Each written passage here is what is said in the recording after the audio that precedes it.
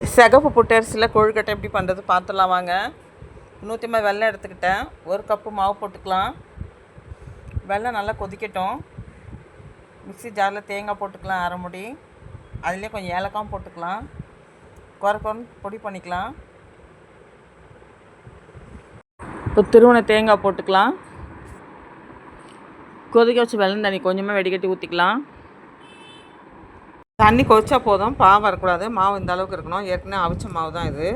இப்போ திருவண்ண தேங்காய் போட்டுக்கலாம். வெல்லம் தண்ணி வெடிக்கட்டிக்கலாம்.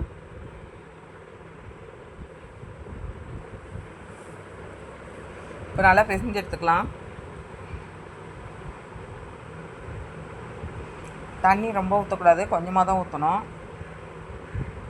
இப்போ நல்லா பிசைஞ்சாச்சு. இப்போ கொழுக்கட்டை பிடிச்சிக்கலாம். இந்த அளவுக்கு பிடி கொழுக்கட்டை மாதிரி பிடிச்சிக்கணும். இந்த மாதிரி பிடிச்சிக்கணும். ஏதாவது பிளேட்டில் வச்சுக்கலாம். புட்டரிசி வந்து உடம்புக்கு ரொம்ப நல்லதுங்க. பிள்ளைங்களுக்கு இந்த மாதிரி பண்ணி கொடுங்க. புட்டு மாதிரி பண்ணி கொடுக்கலாம், இந்த மாதிரியும் பண்ணி கொடுக்கலாம், கொழுக்கட்டை மாதிரியும்.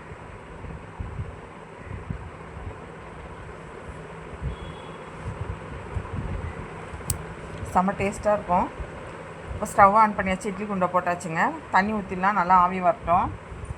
இப்போ எல்லாத்தையும் அடிக்க வச்சிடலாம். 10 நிமிஷத்தில் வெந்துடுவாங்க. இப்போ ஓப்பன் பண்ணி பார்க்கலாம். பாருங்க, நல்லா சாஃப்டாக வெந்துடுச்சு. எல்லாத்தையும் ப்ளேட்டில் மாற்றிக்கலாம். இந்த மாதிரி நீங்களும் ட்ரை பண்ணி பாருங்கள். இந்த வீடியோ உங்களுக்கு பிடிச்சிருந்தா லைக் பண்ணுங்கள், சப்ஸ்கிரைப் பண்ணுங்கள், கமெண்ட் பண்ணுங்கள், ஷேர் பண்ணுங்கள். Thank you friends.